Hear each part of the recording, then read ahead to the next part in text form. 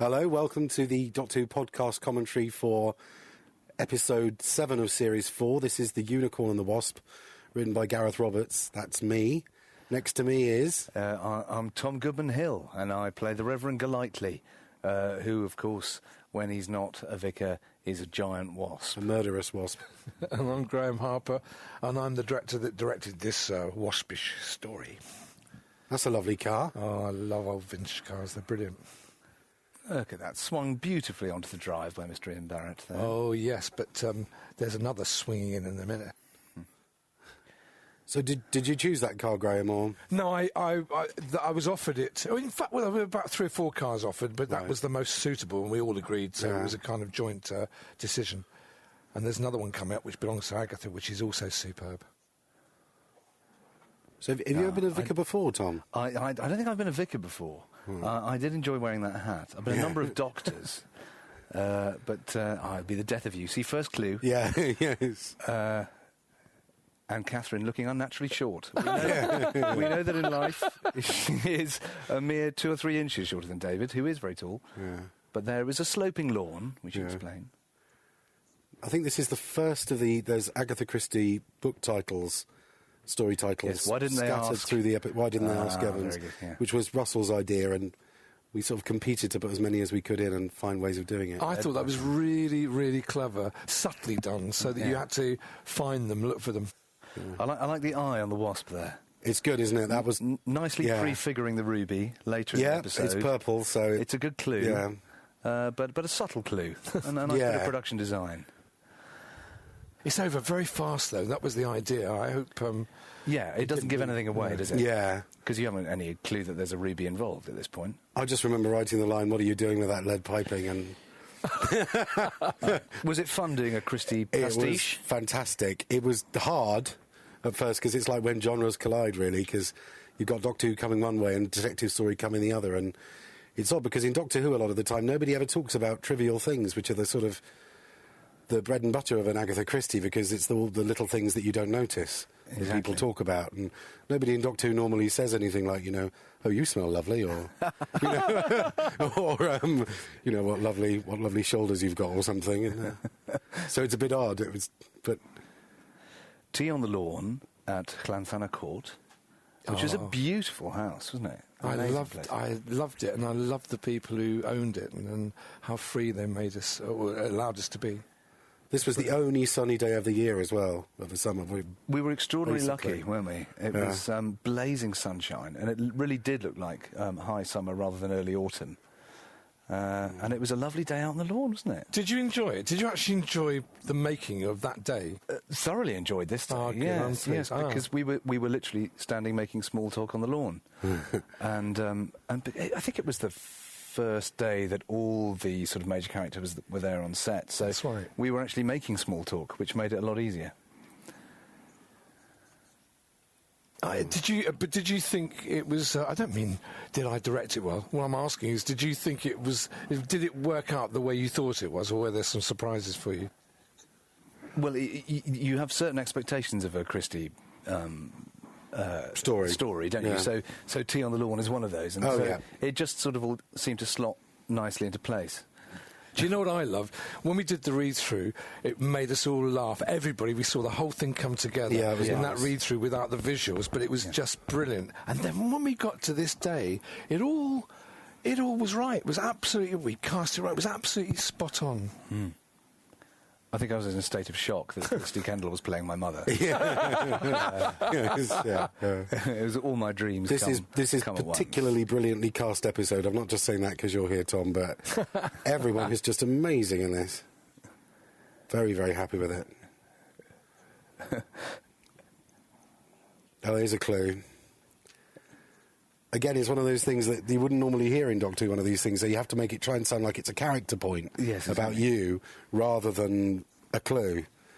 Hopefully that will have gone by most people. And now, the gentleman on the left playing the footman. Oh, yes. Oh, of course. There's a story to tell there, isn't there? Yep. That is Tennant Senior. Yes. It was... Yeah. It was lovely. He came for the day to... he probably came down for the week to stay with Dave, but he came for the day to watch on the set. And it was decided that he might be given a small part? I think it was mandatory. He looked wonderful, which was great. He did, and for someone who has, I don't think he's an actor, is he? He just no, has not acted in his life. Didn't he drop into it well? Yeah. Oh yeah, it was very natural. Well, he's a reverend, so he's used to sermons from the pulpit. But he's not a wasp. No, indeed.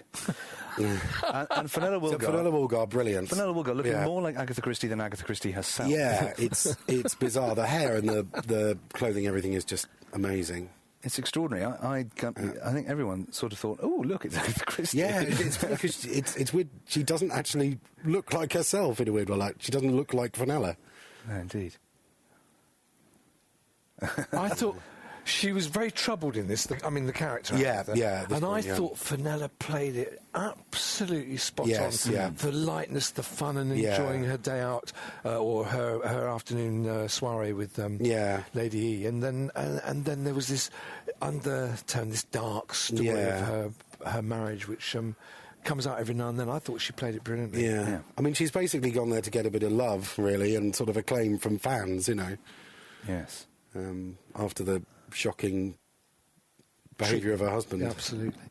I know, I love these scenes in all murder mysteries, so it had to be one. Well, my favourite thing. Had to be the body in the Eyes go wide, yes. Yeah. Say it. Oh, not for a bit. But the only thing we took a sort of historical liberty with was she actually disappeared in December 26, but it had to be this summer, and you had lots of snow in the U, didn't you, Graeme? So yes, so there we are. Yeah. Lovely, these done really nicely. Spinning headlines had to be done. Yeah. Getting was strange writing that, because that's not the kind of thing you normally get in Doctor Who. And she did indeed. There indeed was the car deserted by the lake, wasn't there? So that's all. And the manhunt, and she was sort of discovered in that hotel. Oh, it'd be nice to have had a shot of men hunting, wouldn't it? Yeah, no? I sort of thought by that point, we've got too many extras. Oh, excellent, yes. Here she comes. The pace, it's really brilliant. For an Agatha Christie, the pace and energy. It's strange, because that was one of the things, again, because, you know, you watch Poirot and these things, and they tend to sort of gently jog along, and there's no way you can do that with the Doctor Who, so... No, it's good, it's clever. It's clever, all the artists, to actually give that energy as well to something that should have been much gentler, you know, on Sunday afternoon in its own, as an Agatha Christie, it would have been... Although I remember, I think Death on the Nile was the first book I remember reading, and to me I thought the pace was always quite a part of it. You know, you're always driven along. You know, she had a great narrative. I think when you see them on TV, though, because they tend to be 2-hour adaptations, don't they? So there's kind of a gentler pace to it, even though it's moving along and unfolding all the time. Yeah. Whereas with Doctor Who, you know, it's 42 minutes, it's bam, bam, bam. Yeah. You know, there's no time to stop or think, which is great. Oh dear, yes. Oh, now look at that. Yeah. Yes, but by the time it gets to his eye or his nose, it's gone. Oh dear. Nobody would ever... There's a bead on the Nobody would ever have noticed that, Graeme. Oh, thank God. They'll all write in now. Yeah. Only the Doctor would know what that was. Yeah. Now, this is quite interesting, because in the earlier drafts, Donna was saying this stuff, and we kind of played it as a joke that the Doctor was saying, well, it happens to me all the time, you know, I'm just minding my own business and there's an invasion, and then Russell phoned me up and said, well, actually, Donna's got a really good point, and actually this could make it a good story. Yeah. I mean, make it a good story point.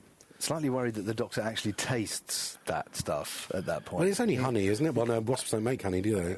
No, they have no great purpose. No, strange enough, it was honey. Oh, no, they do have. Weird. Oh, it was honey. And yet it was honey. But not on that, for that purpose, only because it looked good. Yeah. Oh, yeah. Oh. I love the way she was lurking. Brilliant. Yeah. Yeah. Hiding around the corner, desperate to solve it. Again, I tried, I think, in one of the drafts to make people suspect that maybe she was the murderer, but it was just too hard.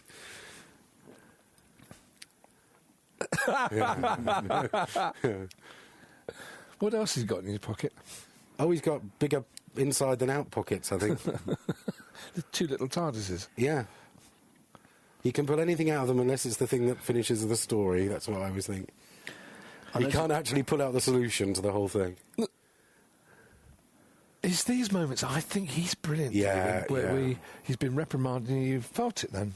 Yeah. It was the flashbacks now, isn't it? What's lovely about this is the only person who tells the truth is the vicar. Yes, I actually was putting my clothes away. Yes. In a desperate attempt to be innocent, I sort of appeared to be. Yeah. But then you did nip down and do the dirty. Yeah. So you were slightly elongating time there. I did have a little schedule worked out of where everybody was at every possible moment. I love the accentuation of the negative here. No one with me, absolutely no one, not anyone at all, not ever. It's all a bit Brideshead, this bit. Well, there's a few Brideshead references. I like the teddy on the bed later on when you go into the room. Lots of Aloysius. And there was another clue there. Oh, the toilet. It's strange because I remember when we very first started this, the first draft I did was set in 1966 because we were going to do Agatha as an old lady. Oh, right. But the trouble was, although we quite like the idea of the old lady Agatha Christie, because that's kind of what you think of when you first hear her name, you know, the period just doesn't work. Yeah. This does. And also it ties in with the disappearance, which is great. And wonderful to be able to have those amazing lamps and these beautiful pictures that are so particular to that period. And Chris Benjamin as well. He's a veteran of 3 or 4 Doctors, isn't he? Yes. He's been, where did you get that footage, Graeme? The Folie Bergère or the... It was from his private collection, as far as I know. And I think that's as far as you need to know.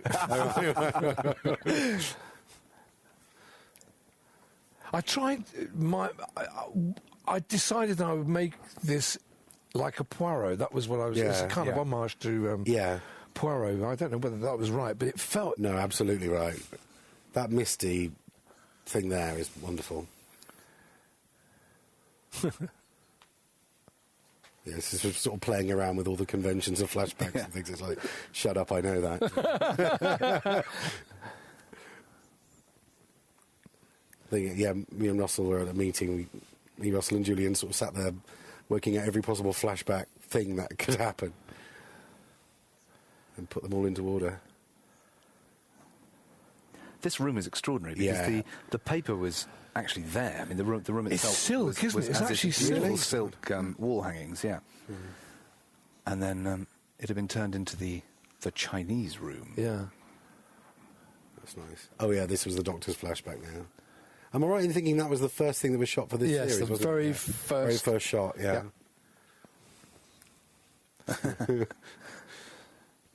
It had to be done.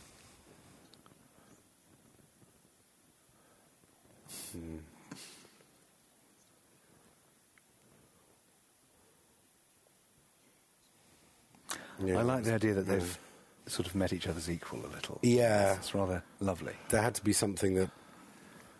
I like, her saying, oh, but I rather like you. Yeah. N or M, that's a Agatha Christie title, one of the lesser known ones. And so is Nemesis. He's almost searching the rooms. I think there was a maze in this at one point as well, at one draft as well. Yes, there was, Yeah, and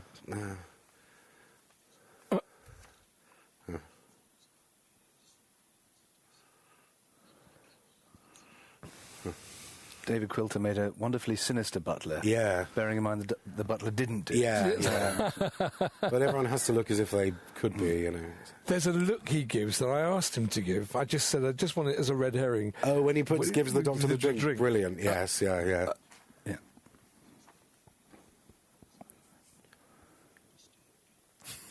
Hopefully, we've got Aloysius on the bed here. Yes, yeah. It's funny when you... The teddy bear. When you... Hopefully when you pick up this stuff, you'll not connect it with the Rev.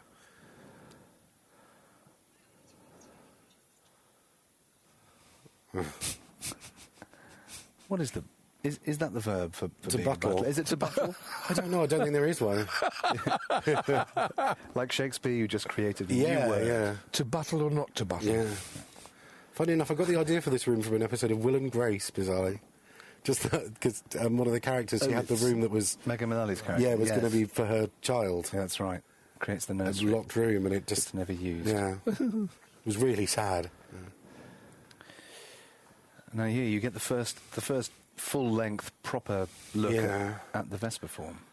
Here it comes. This was Again, that was Russell's idea, the magnifying glass. Very clever. Yeah. Here it comes. And there it is. It's amazing. It's extraordinary. Yeah. The noise is brilliant as well. How did you do that, Tom? Yeah. Well, I went to the Bristol Old Vic, and they train you in Vesper form transformations for the whole of the second term. It's a good job, really.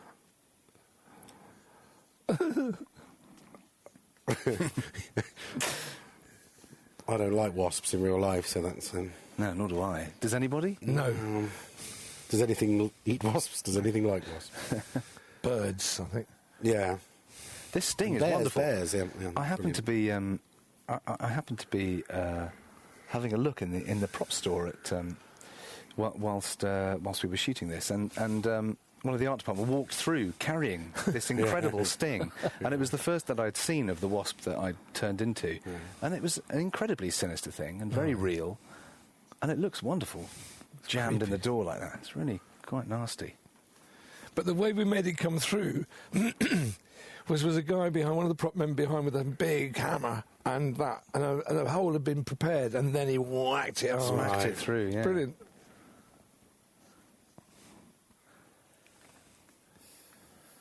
Oh, this is one of my absolute favourite moments. Or when she goes to warn her, or... No, sorry. Oh, you're thinking of later. Next scene in the kitchen, I beg your pardon. This is the kitchen. I'm going off to warn Lady E. Again, you sort of put together all the things that people think are in these things, even if they aren't in the actual source material, and one of them is, I must go and warn someone. Yeah. Oh, frightening. Got to have one of those.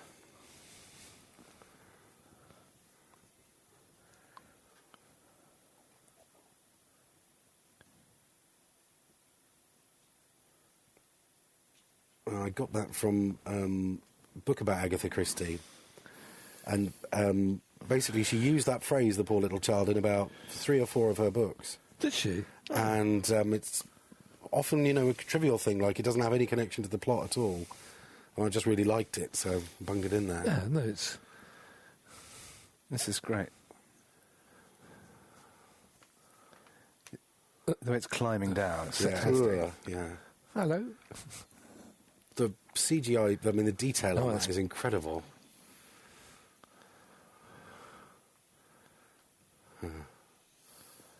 Didn't like that. No. Oh, and this was in it from the very start, I think. This bit of the doors opening. Watching this sequence, when David ran through first time on this, he went arse over, what do you call it, and all you saw was 2 feet appear up in the frame, and the cry of, oop! I hope they saved that.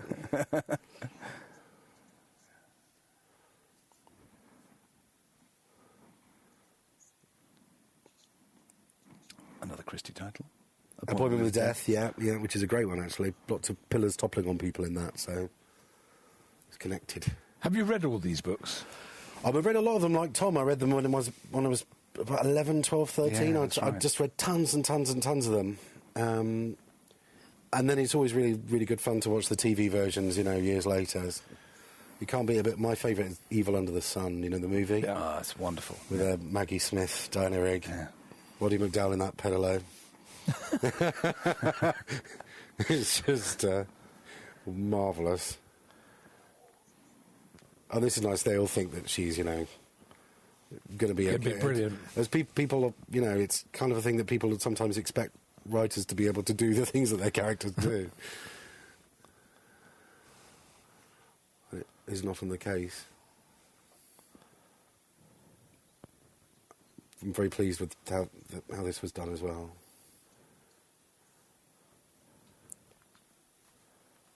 Because there was initially a framing sequence of Agatha on her deathbed in 76, wasn't there? Yeah. Yeah, that's right. Yeah. But it was just cut for time, I guess. We had to cut stuff because it was overlong in the end, in the edit. Although it was a lovely sequence, it just seemed unnecessary there was a natural ending slightly earlier. It seemed unnecessary to... Strange is one of those things that in a script you don't notice, but when you start assembling, I guess, you begin to think, it looks like there's a flashback within a flashback within a flashback. Absolutely. Kind of in a way, yeah. It made the whole thing look like a flashback, in a way. I'm sure that'll be on the DVD. So this is all accurate. That when she booked herself into the hotel, she actually used that woman's name to book in real life. Really? Yeah, Theresa Neal. A big deal in those days, all this stuff, you know.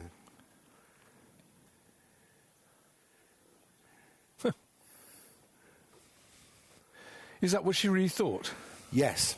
She called them, she said, I'm a sausage machine. I churns them out. Right. She didn't really... Rate herself? No. And it's strange because, I think she's got such a beautifully clear, precise, concise writing style. You know, it's so easy to read in a good way. And that's what... It's brilliant for, when you're growing up, to start reading those as your first adult books. Is brilliant because they're... And also, she has got that amazing insight, that... yes, she's great at all the kind of misdirection and all that stuff, but she does have a brilliant sense of character. The people aren't cardboard cutouts. I think people sometimes accuse them of saying, they're like crossword puzzles, but they're not. There's more to it than that. Do you think you can learn to write thrillers and all the difficult, tricky little? I think you could probably get better at it, but I think there's got to be an element of it in you. It's like if you look at Stephen Moffat, for example. One of our Doctor Who writers. He's got such a tricky mind. It's just the way he is. Not as a person, but the way he writes. He's brilliant at making you think one thing, and then surprising you with what's really happening, that kind of thing, So I think there's an element of nature in it as well as nurture. Listen to the music. I love that. Extraordinary. Yeah. The differences in the music and the styles. It's the first little bit of synth as well in there, I think, as well. Synthesizer. It's like, because there's something going on with the Doctor's biology. This scene, when I read it, and I decided, well, I'm going to do it that way, and everybody else wanted to do it. It felt like the wallpapering scene in a pantomime. Yeah.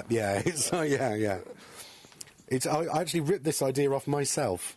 I actually wrote this. I wrote a comic strip in the Doctor Who magazine a few years ago where it was Christopher Eccleston's Doctor was poisoned and did this, just grabbed all these different things, and I just thought, well, the Doctor, somebody's got to get poisoned in this story, so why not the Doctor? Absolutely. Get out of it the same way. David didn't entirely enjoy this, having mouthfuls of walnuts. I don't think you were his favourite person that day, Gareth. I bet I wasn't, no.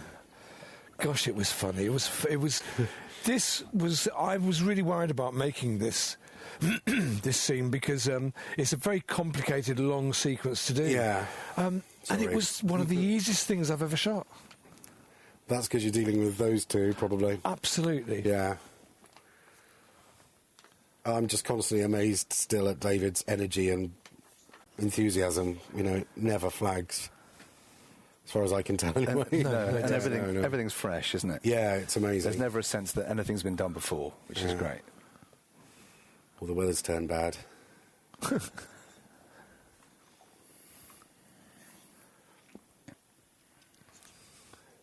I dread dinner table scenes with 9 and 10 people around it. They are a nightmare. But with the continuity of the food this was and everything. Right. It was good. I suppose they only get onto their soup course, don't they? Yes. Tony, I remember watching... remember Cluedo, the series? Yes. Because Russell wrote an episode of that. I think that's probably one of the reasons he gave me this assignment, because he knew I was jealous of him for doing that, because I loved that show. But I remember one episode of it where they were all sat around a table eating, and they were all... Whenever it went into close-up, they had their knives and forks, and there was all the clinking, and whenever it cut to wide, they were all sat there with their arms at their sides, which I thought was great. Oh, God.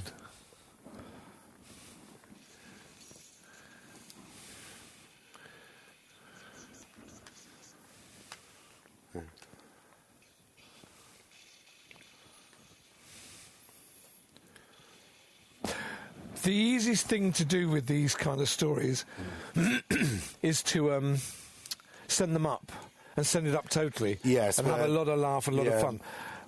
What I loved about everyone, Tom included, is that you played it absolutely real and straight. Yes. And believed in your characters, and I think that really made this work beautifully. It was one of the things that we were very clear on in the script stage as well, that it shouldn't... It's funny, but it's real in a way. It's like an Agatha Christie. Yeah, the comedy comes out of the story itself and the actions rather than trying to make it funny. Well, for me, what made it work was that it wasn't an Agatha Christie mystery. It was something that happened in Agatha's life. Yes, yeah. So you never for a moment felt you could send it up. You had to think of it as something that happened to her. Yeah. So, which really helped, actually. And also, if you read the dialogue in her books and you see, you don't see talking pictures from those days, not until a few years later, but people did actually say things like, "My darling, come here," and, "How could you, my darling," and all that kind of thing, it's actually real. Anyone care for a sausage? That kind of anyone for tennis or that kind of thing. And I know we kind of laugh at it now. Strange, actually, I don't think we've had posh people in Doctor Who since it came back, because...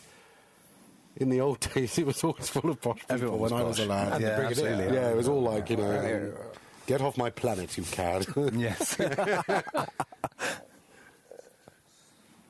I love the way David plays those kind of things where you think... you look into his eyes and it's like you used to get with, Doctor Who when I was a kid. There's like something... there's like a whole other world going on behind there, It's like... oh, you're making me think of Tom Baker now. Yeah, that kind of thing, Well, yes. Probably was. I have to just make a little note for the production designer here. There's a fire screen here that you've just seen 2 glimpses of, which is absolutely brilliantly designed, and it's stained glass, and the centre of it looks like a wasp. Oh, I should look out for that. It's a wonderful little visual pointer. That was planned by him. Yeah. By Ed Thomas, yeah.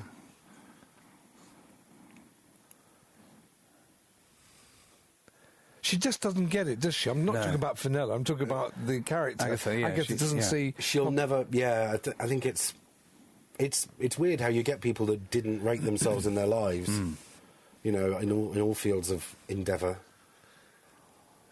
I mean, tragically, people like Van Gogh and people like that, but also, I mean, at least she got to the age she did and realised that she was, the best-selling novelist of all time, but... she still didn't think of herself very highly.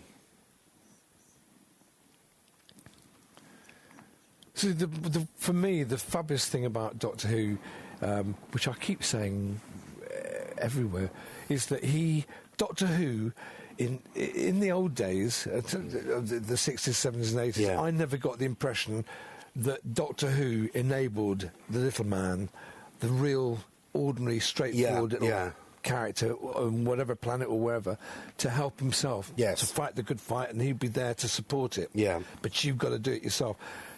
Although that happened, you never felt he was actually striving to do that. Yes, yeah. But here, in this new series, from Christopher Eccleston right through to now, that's what I've got. That's what I've always talked to David about. Yeah, he can't help doing that in a way. It's like, just his very presence there, the way he talks to people, is going to sort of awaken something in them. Yeah.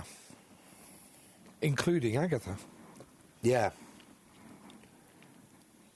That's another line I really enjoyed writing, I have to say. Or should I say.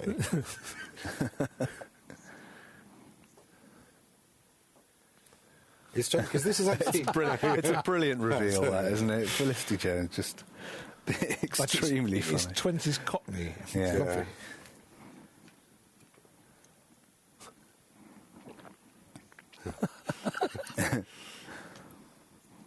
It's strange, because this is quite a long scene for Doctor Who, this unmasking scene, but, it has to be there, and,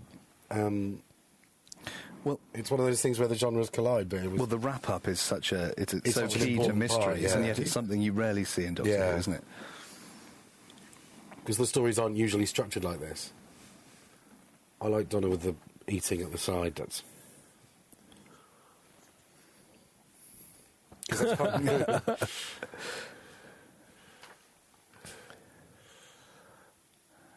And I loved the way she's at the cinema watching her cinema Donna. I think it's funny. Yeah.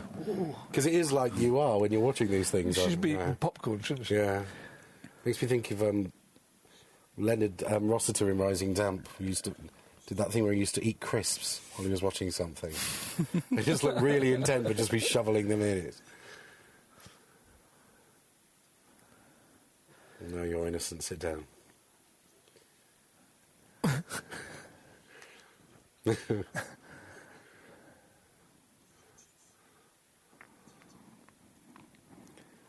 Yeah, and it's kind of strange as well. I remember looking at the script and the Doctor didn't have a speech for about 3 pages, which is quite odd, but it was him taking the back seat and saying,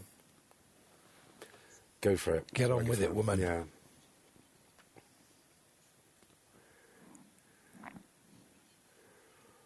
There tends to be a foreign connection in a lot of the Agatha Christie stories as well, so I kind of pushed that in.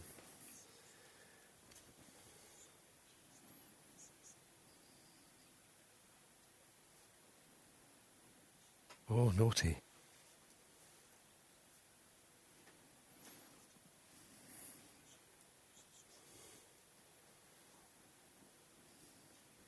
It's strange, those big, long explanation bits, you don't normally that's what you're fighting against in the Doctor Who. Yeah, no, and it was strange for the first couple of drafts doing that. You're absolutely right. The Doctor has all the massive speeches, doesn't he? Yeah.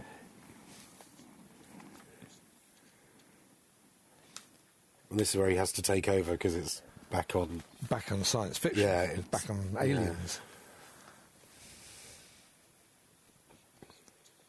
So how was this? Is that stock footage or no? CG? This is completely created. Brilliant. CG. Yeah. That was lovely. All purpley again.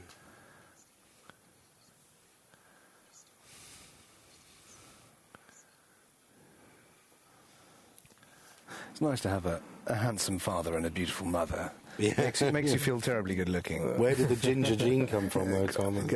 Well, nobody quite knows where the ginger gene comes from ever, do they?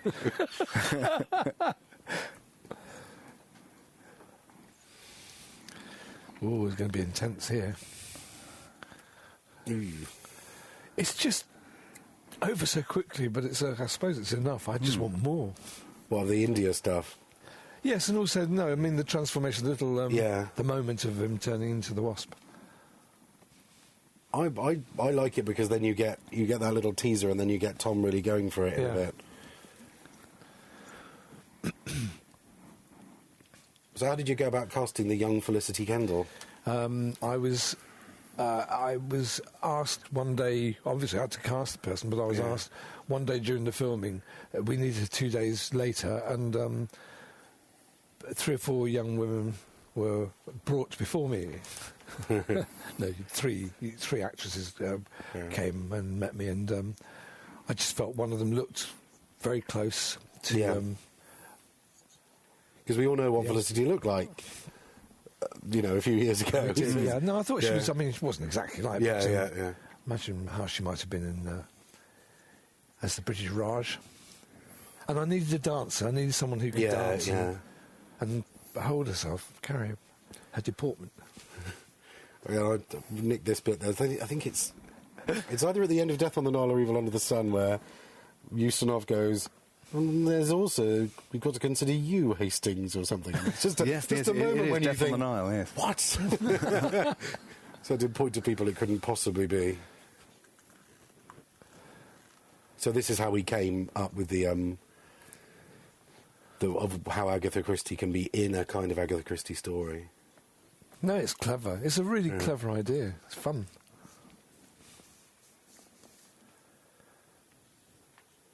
I think that's what I like about this series is, well, all the series, they're so different every episode. Yes, yeah. Because I remember when we went into the read-through on this, that it was Planet of the Ood and this, and, they were so wildly different, weren't they? They were. Yeah. And yet, all the way through, there's another or several storylines hanging in there which get resolved much later. But Tom, it's your moment. Yes, he's been pointed at. Where was that church? This was great because it was right on the... it was part of the estate that we were working on. Right. Yeah, So the church behind Llansanna Court, and...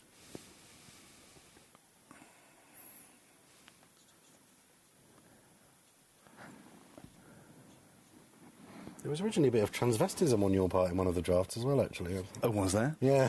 Shame you took that out. Yeah, shapely legs were seen, but it was... I can't remember. It was always a matter of decomplicating it so just complicated enough, if you know what I mean.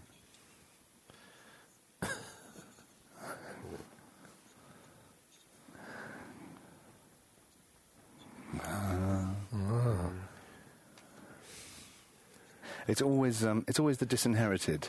Oh, yeah. That are likely to do the dastardly deeds and Agatha Christie's. No? There was a wonderful moment when you came to meet me for this part, and when you walked out, I thought, because you'd just done this, you had just played this moment now. No, not this moment, the moment in the coming up. But you did this. What I loved about this is the two lads who were playing the burglars had no idea what I was about to do because you hadn't told them. and as I started to do this furious buzzing and shaking, they looked more scared than I could possibly imagine. No, it was brilliant. A little homage there to Timothy West in an old Tales of the Unexpected. I don't know if you remember that. It was called Royal Jelly, and it was... Timothy West started turning into a bee. Oh, yes, I do remember that. And he started saying, yes, there's nothing to worry about. Yeah. Well, Tom came to discuss this part and whatever, and played some of the scenes, including the one the moment we're about to see.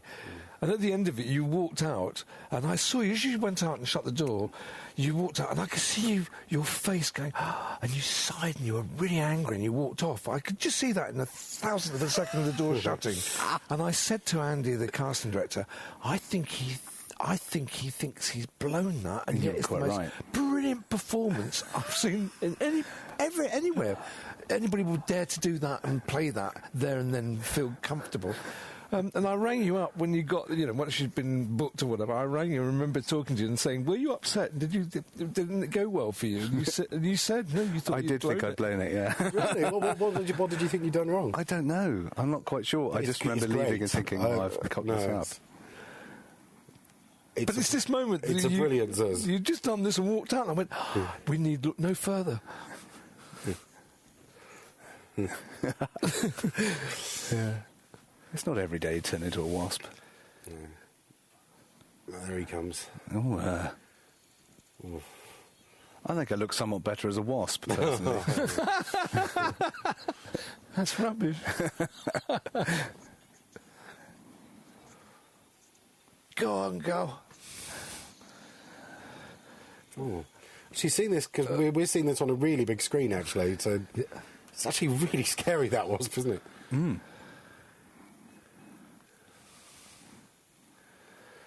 Oh, there you go. Oh, yeah. Fantastic. It was very hard work, that, because it was quite a big suit. And, of course, I had to learn to fly. And this chase around the lake completely exhausted me. And what I find funny now is these cars go about 3.5 miles an hour. Yes, yeah. We do our best. Sorry about that. To make the pace. That's all right. I think we get away with that. Yeah, no, I think it adds to it in a way.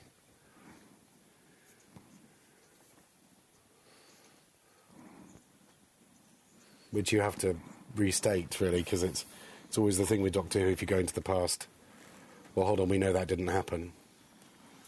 So you have to keep explaining to the audience that, yes, it can. Silent Pool. Mm. Yeah, which is a great name for the place.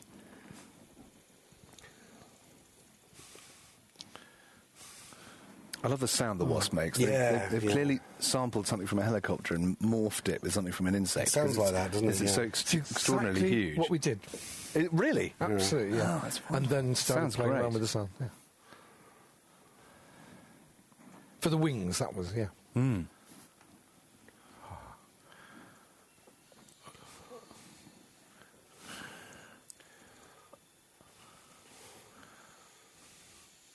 extraordinary. That was just a sack of potatoes basically being thrown in. Well, it was a big sandbag we threw in and then pulled out to no way to talk about me. It's weird because I remember writing that and thinking, oh, can they do this? Because I was thinking CG and water.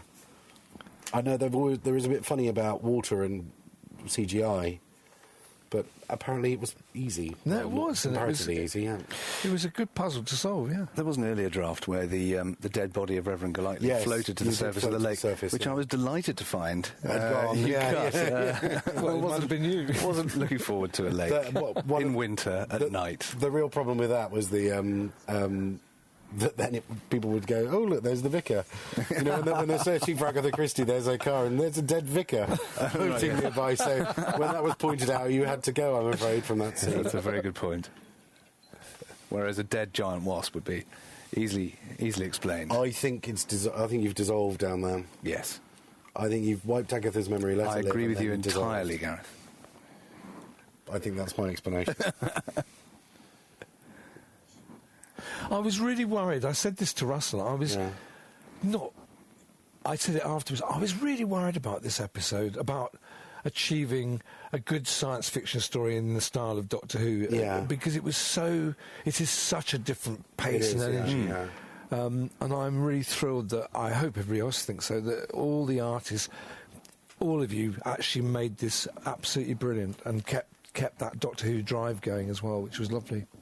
There's something about choosing a wasp as the form of the alien, which really works as well, because you associate it with heady English summers. And, the greatest irritant you could possibly have at a picnic in the garden is having a wasp buzzing around you. So it kind of works. Yeah, I mean, I came up with a wasp, and then Russell came up with that book cover, which maybe had just subconsciously gone into my mind. Death in the Clouds. Death in the Clouds. We're about to see. That's right. But several people, you know, on the production were saying, you know, they'd seen that book in their school library and thought, brilliant, Agatha Christie, a giant wasp. And actually, it's not.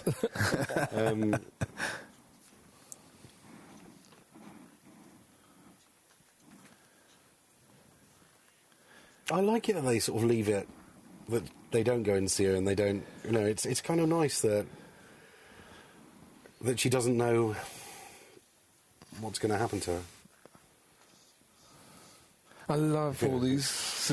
That's from my episode last year. Oh, was it? Yeah, Carrionites. Isn't that ahead of Julius Caesar? Yes. Yeah. Yes. Bought by script editor Lindsay Alford off eBay. How wonderful. That copy. God. Clever woman. She just thought, I better get one of those in case we need it.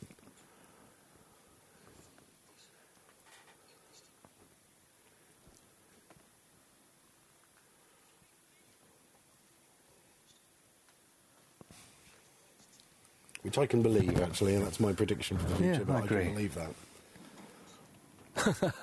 Because it's already our sort of, you know, our society, our world is so different from the world of the 20s and 30s, absolutely. And we still read them and we understand it, you know. Yeah. Around the world as well, you know. Well, thank you, Graeme. I haven't said thank you yet. Oh, thank you. That's very kind of you. Thank you for writing such a terrific script. It was really good. It was great fun. Thank you. And thank you, Tom. That was great. I thoroughly enjoyed myself. I'm the best zuzzer in the business. Oh, they'd be zilly. This was one of the happiest... I mean, I love doing Doctor Who, but this was one of the happiest episodes I've ever done. It was absolutely a joy, because I was really worried... I'm sorry, it's all over. I was really worried about it and about achieving it and whether I could actually add to it and do something. And I had such fun doing it with everybody. It was such a lovely company, wasn't it? It was great fun to do. We all had a tremendous time, yeah.